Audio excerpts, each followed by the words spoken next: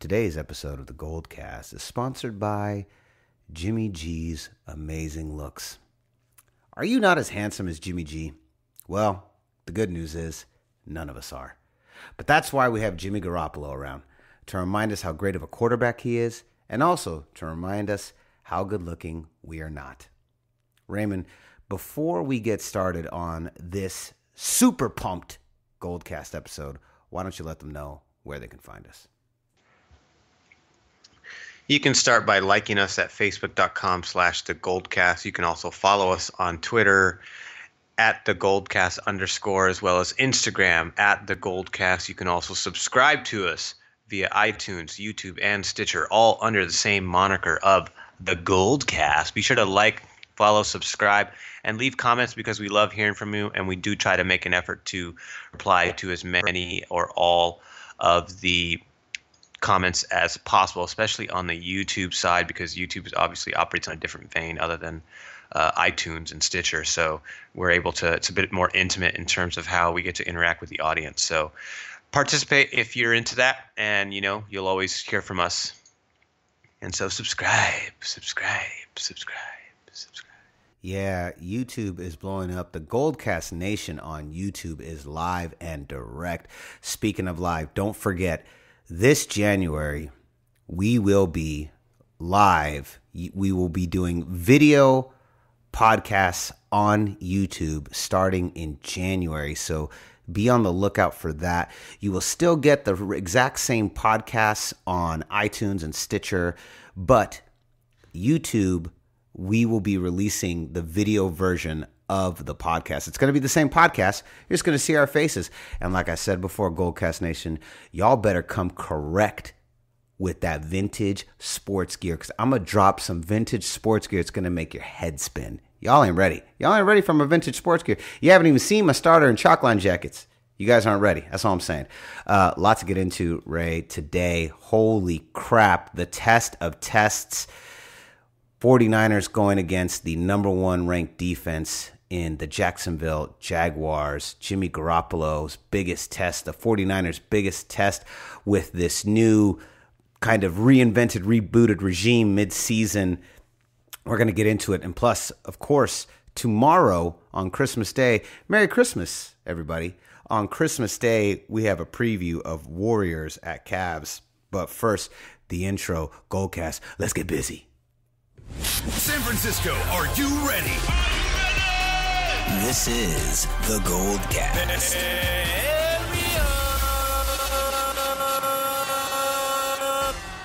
Boom!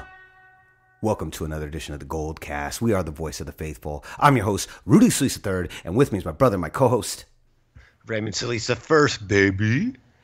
Boom! What a week. The biggest challenge yet.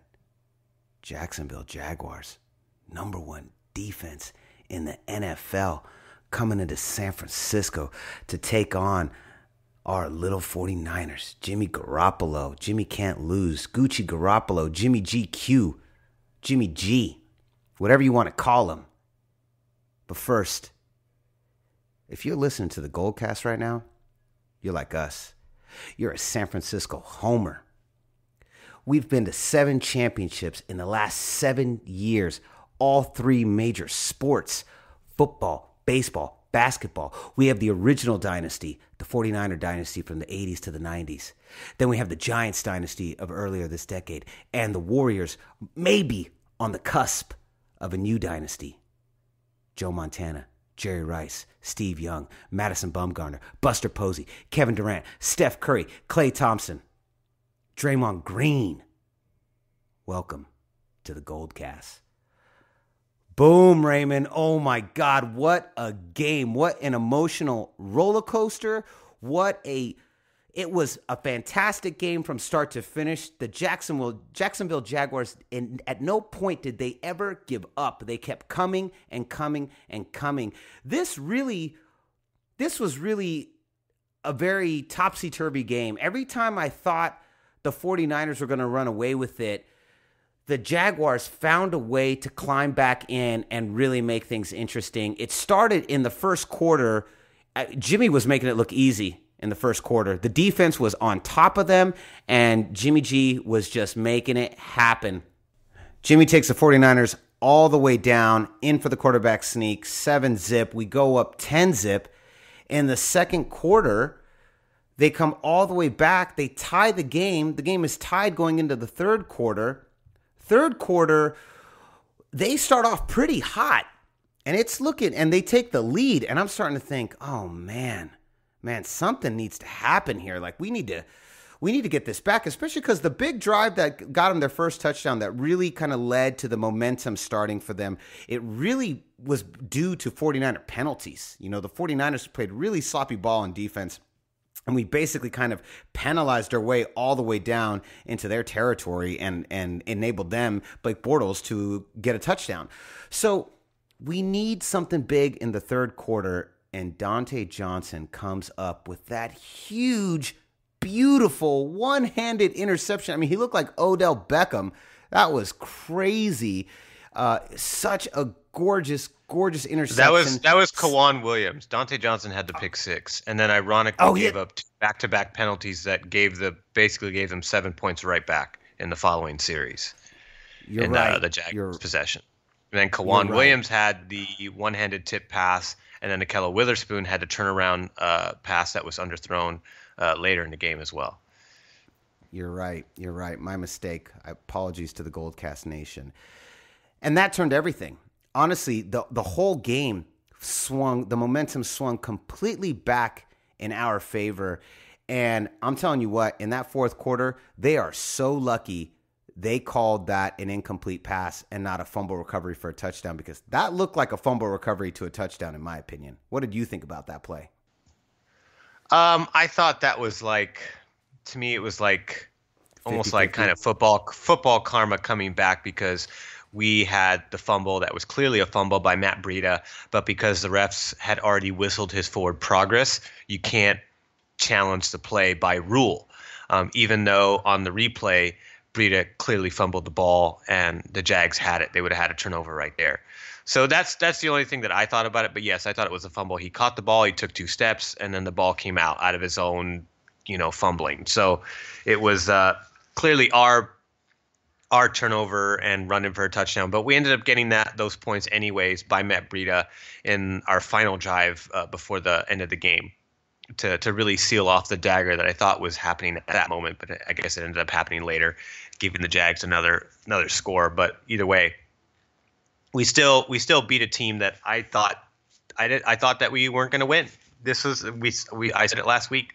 This is the one prediction that I will happily, would love to be wrong about, and turns out that I was dead wrong. So the only thing that I predicted was that Jimmy G would get a couple touchdowns, which he did. He actually got 3 total, but 2 in the air. And I thought the keys to the game were very simple. And when you break down the keys to the game on what I thought, coincidentally, the Niners executed on every single phase of what I thought would be the perfect game plan to beat Jacksonville, because their one weakness was rushing defense. So meaning that if we could establish the run by Hyde and Breida, which they did, we had over 128 yards on the ground just between those two, over 130 plus when you take into some of Jimmy G's runs. But between our 2 running backs, we had over 128 yards, which means that they were grindy yards. Hyde only had 54 yards. Breida actually had a little bit more progress because he had the big 30-yard run at the end, and he had a couple of big runs in the middle in between as well. Hyde had that 6-yard touchdown run. That was very good too.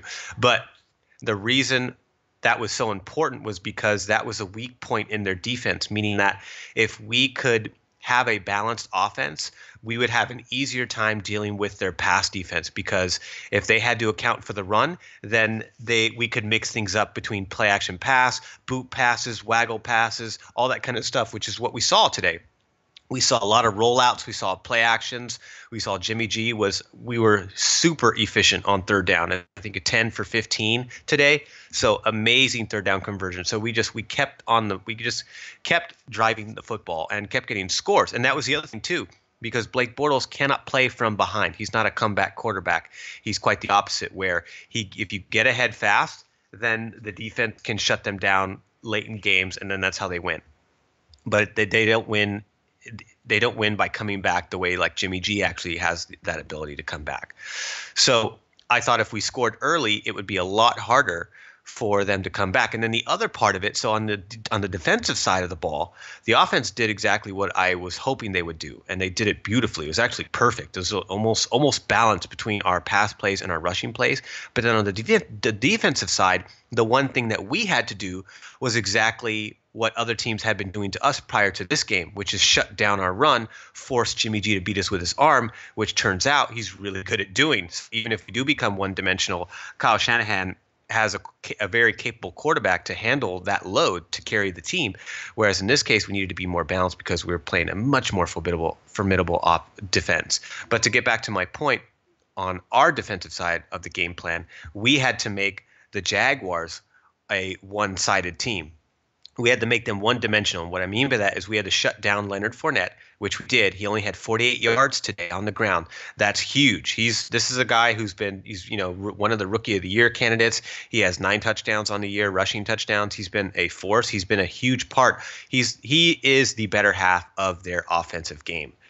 And if you shut him down, then you're basically saying, beat us with your arm, Blake Bortles, because he is not the type of quarterback that can do that. He's played well this month, and he's played good this year, but he still does not have the prowess, the pocket prowess of Jimmy Garoppolo or other elite quarterbacks for that matter, which means that if you're going to take a bet like that, it's a pretty good bet. And you're taking that bet while being ahead in the score. The Jaguars were only ahead at one point when they went up with the field goal 19-16. After that, they never regained the lead again. But we executed everything perfectly. We made them one-dimensional. We made Blake Bortles play from behind, which he can't do. We also made him try to beat us with his arm, which he can't do. And then on the offensive side, we had a balanced running attack, and we had extremely efficient third down conversion rate, which the running allowed us to do play action pass and all kinds of we could scheme up the play calling to really keep the Jags off balance, which you saw today. They were completely off balance. In fact, they were so jarred by the uppercut punches early on that they were fighting amongst themselves on the sideline, and they lost their composure throughout the entire game with all the penalties. They were completely out of sorts. I think they underestimated us. They underestimated the X factor of our game plan, and as a result, they got blown out. They totally got blown out. I mean, they made an effort, late in the game, but for the most part, we dominated them. We dominated the best defense in the NFL. I really feel like this was the statement win of the season, and this is the win going forward that, like when we look back at this season and the start of this new regime, this is the game. This was the game. This was the statement game. This kind of put the NFL on notice, and I feel like, and I know GoldCast Nation, you're with us, 49er faithful, damn, they lucky we ain't going into the postseason. They are so lucky we are not at the beginning of the season or in the post. I'm not saying that we'd go to the Super Bowl or anything like that. We're not constructed for that. The NFC is way too even though Carlos Hyde said we're going to go there next year. Yes, we'll talk about that soon. We're going to talk about that in a little bit. But they're just 49er faithful, GoldCast Nation, back me up on this. Them suckers is lucky that we ain't at the beginning of the season right now, because we are putting the hurt on them boys. And this, like I said already, was the statement game of the season. It was the one, man. This was the one. This is the one that kind of this was, are we for real? Like, is this like the real deal? And it is the real deal. We're the real deal right now. Like, we're for real. We're frisky. We are definitely causing trouble. And Jimmy Garoppolo has completely turned this team around. And you're seeing a level of motivation that has not existed at any other point in the season. Really hasn't been here since the Harbaugh eras. What do you think? I think you have some use there, but I also think that we need to solidify more pieces. For example, Dante Johnson gets a pick six. He hasn't done that in 3 years. Meaning that's not something that he does on a regular basis. If you get pick sixes every other week or once or twice a year, that's something to recognize. But Dante's been here for a long time. I know he has the size and speed that Robert Saleh likes, even though he's a Trubisky pick. But when he gets a pick six and then has back-to-back penalties to give a touchdown right back to the team after that, you basically negate that effort. However, on the opposite side, you have Akella Witherspoon and Kawan Williams, who between the two of them not only had an interception each, but also had 2 pass deflections. So if you do the math, between the two of them, they disrupted 6 pass plays, including 2 turnovers. That's huge. That's huge production from young guys that have shown flashes and have shown progress over the throughout this season. So I think those guys are really good. I don't know about Jimmy Ward, what you do with him when you get back, because I think Eric Reed is a good veteran you want to keep on the team. And then, you want to put Jaworski Tart back there. Although Adrian Colbert, I would have those 2 guys battle it out. And then also, battle it out with Eric Reed too. Make him earn his veteran spot. I wouldn't just give it back to him, obviously. But on the defensive side, we need edge rusher. We only sacked Blake Bortles once. He threw for over 300 yards. So, meaning that there was lots of times when he had full control within the pocket, meaning he had all the time in the world. And that's because there's really a lack of pass rush. DeForest Buckner is the only guy that can really get it done on this line right now, because we don't have a really strong presence on the edge. And Solomon Thomas is getting there. He's not quite there. I expect him to catch up next season more so than he has progressed later in this later half of the season, but I really expect him to step up next year the same way DeForest Buckner did this year versus last year, although he did play well in his rookie season too. So there's still some missing pieces. On offense, I feel like the interior line needs to get better, and I think that'll make the running game a lot better. But here's the thing. Even without all those pieces that I just mentioned, we still are a team that can beat any other team any given Sunday. We just beat back-to-back playoff teams with records well over 500.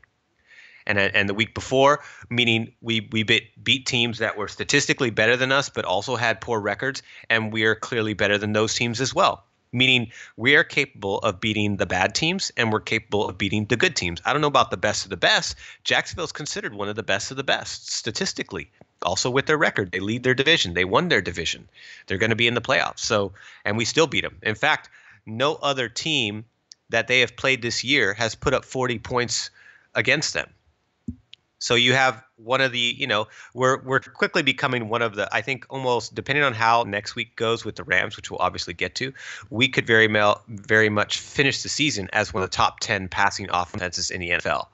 Defensively, we're still like within the 20s. We give up a lot of yardage, and that's kind of where some of that comes from, even though we had a lot of turnovers today and key tackles at key moments to really keep them from, getting ahead of us and winning the game. So, despite what the statistics show, I think the defense plays a lot better than how we're ranked. But it's still a lot of hit and miss, particularly in the secondary.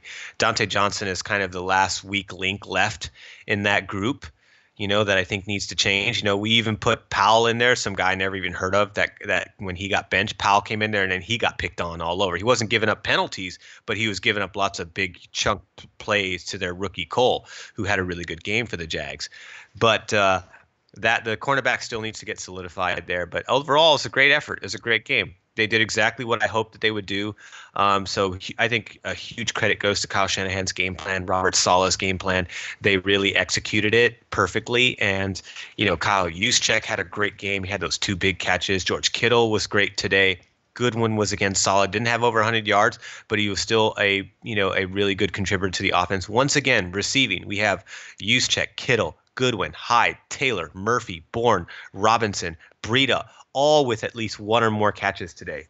Look at how that distribution goes. That's how the Kyle Shanahan system is supposed to work, where you have to account for everybody. You're not just looking for one guy that's going to be amazing.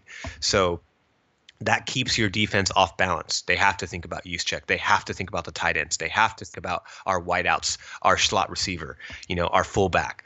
So it was just amazing to see it all come together in such a balanced fashion to really keep a really good defense off. Kyle Shanahan is on Harbaugh level in terms of how he schemes against teams. That was one of Harbaugh's strengths. He was really good at game planning against other teams. His weakness was really to kind of have a more explosive offense. That was where we were kind of like the Jags, where we were run first, pass second. Whereas with Kyle Shanahan, he's so good that he can do either. Or he's really good in the pass and he's really good in the run. So he's a step above Harbaugh in that regard. But in terms of their knowledge of the game, I think they're both like, as good as it gets. So pretty fortunate that we're able to kind of bounce back from two really bad coaches to find Kyle Shanahan. Definitely. No question. I love how faithful Carlos Hyde got in that interview. Let's go back to that, as you mentioned earlier. He got so faithful. And I know a lot of 49ers faithful are getting so faithful. During these games, I'm like, oh, I'm so faithful. I'm so faithful. I believe. We get a lot of that, but I appreciate his enthusiasm, but I don't like to what's it called?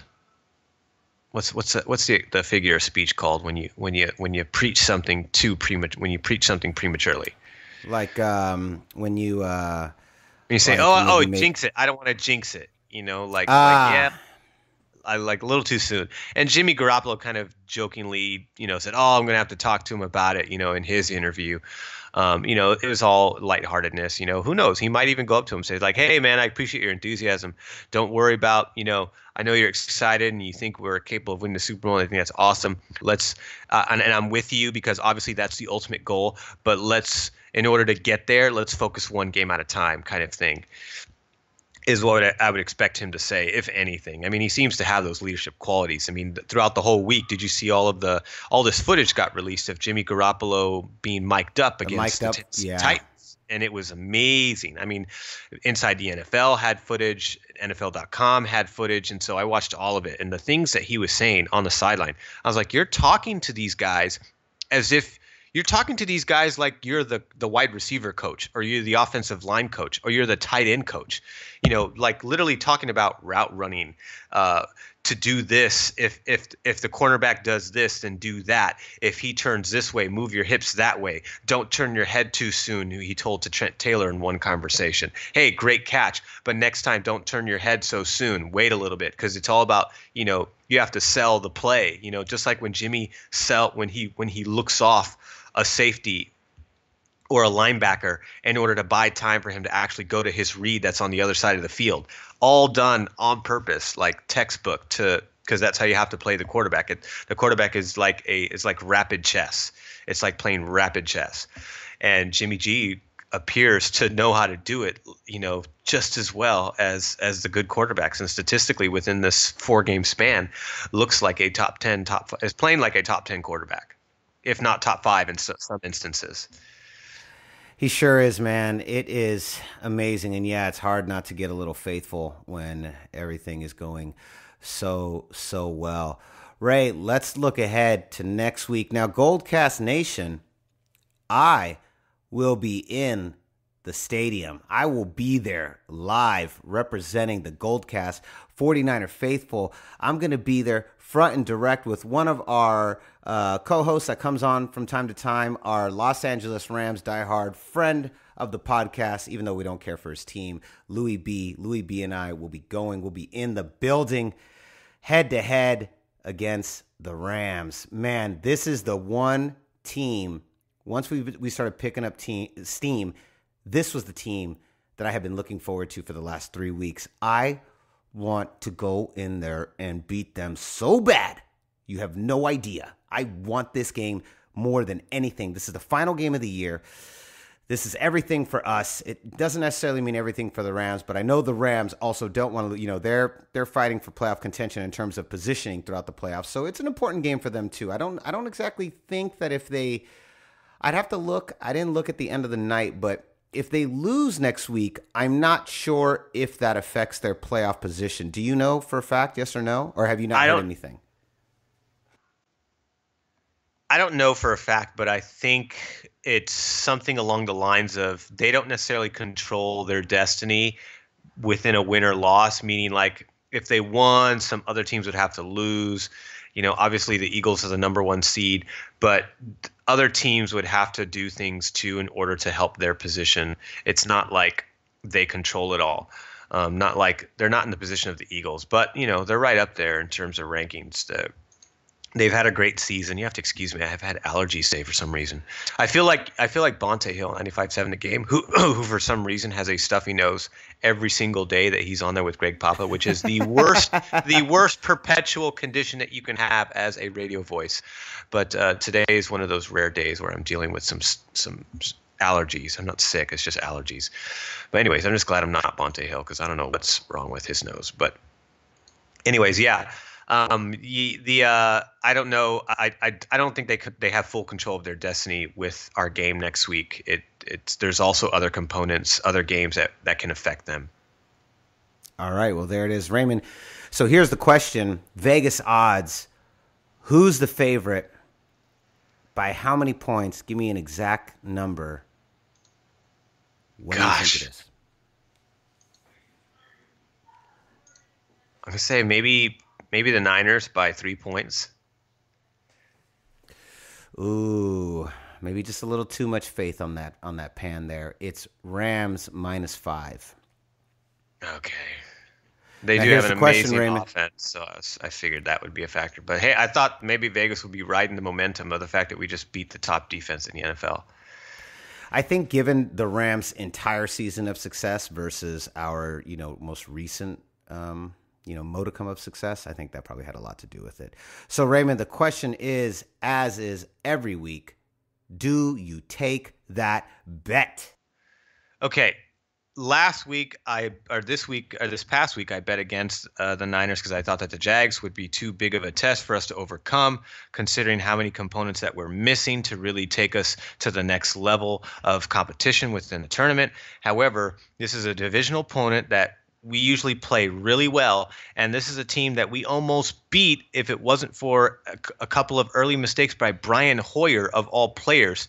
And now that I think that we have the X factor in Jimmy Garoppolo combined with the mental prowess of Kyle Shanahan's schematic abilities, as well as Robert Saleh's, ability to work the defense, despite the fact that he's got a lot less to work with than, Wade Phillips does over in LA. I think that the Niners now have the ability to beat a team that is probably not as prepared as they think. Just as, I don't think they're going to underestimate us because they're division opponents, which means I think they're going to play us pretty tightly. They're going to do, I think, what the last three teams did before the Jags, which is take away our run and force us to pass. But again, this is a team that excels against the run, but is, I'm sorry. This is a team that is actually similar to the Jags, where they're amazing against the pass, but not so good against the run. So again, we're going to have to do exactly what we did this week, which is we're going to have to establish a balanced rushing attack to really set up a balanced offense to beat the Rams defense, because that's their weakest link. They're a top 6 passing defense, and they're ranked 24th against the rush on the defense side of the football. So even worse than the team that we just fought. Offensively, it's going to be really hard because they're extremely balanced. This is the exact opposite of what we just faced, meaning they have a great passing attack, which is top 10 in the league, and they have a great rushing attack, which is also top 10 in the league. So we're going to have to really be on our heads and toes. I think we're going to have to pressure Goff, and we're going to have to do our best to take Todd Gurley out of the game. Because if we can at least get Goff to get one-dimensional, then we've got a good shot. Because I think Goff is playing better than Bortles, but at the same time, he's still young, which means he's susceptible to make mistakes, just like Bortles is, because he's not as polished as Garoppolo. Garoppolo doesn't make many mistakes. The one mistake he had was he got pressured.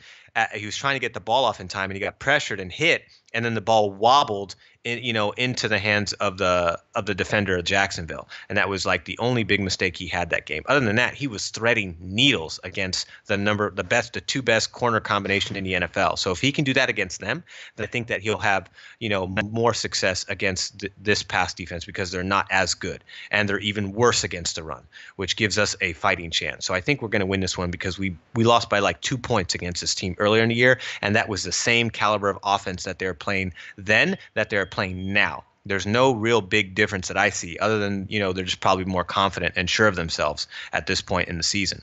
But I think that we have an element that they cannot game plan for as well, because there's so little footage, that within the NFL of Jimmy Garoppolo, where you just have like 4 games to beat him at. It's like, okay, what are we going to do?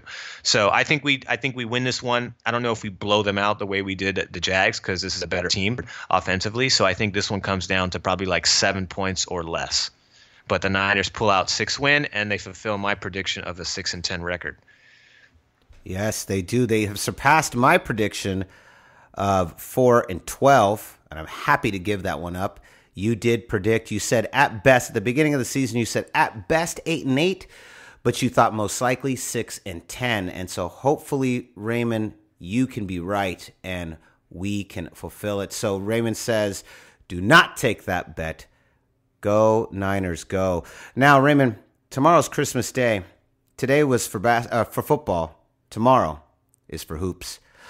We have the team I can't stand the most, the Seattle Seahawks of our NBA lives, the bane of our existence, the LA Dodgers of the San Francisco Bay Area, the Cleveland Cavaliers are coming into Oracle. They've got a deeper bench. Dwayne Wade is now coming off the bench and has really kind of, propelled that team.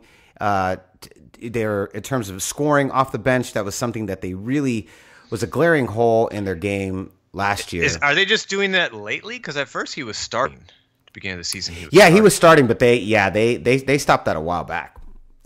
It's been a while. I know we haven't been watching super closely. We're this is probably tomorrow's really the start for us. Well, first of all, I don't watch the Cavs.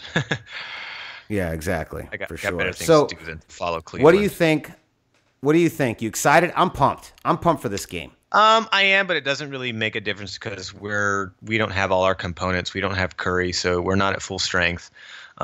They have more to prove than we do, and to be honest, this game I don't think means a whole lot to I don't think if we lose, it's not going to affect the Warriors' juju whatsoever. Whereas Cleveland they can use the boost, even though it's not going to do them any good long term.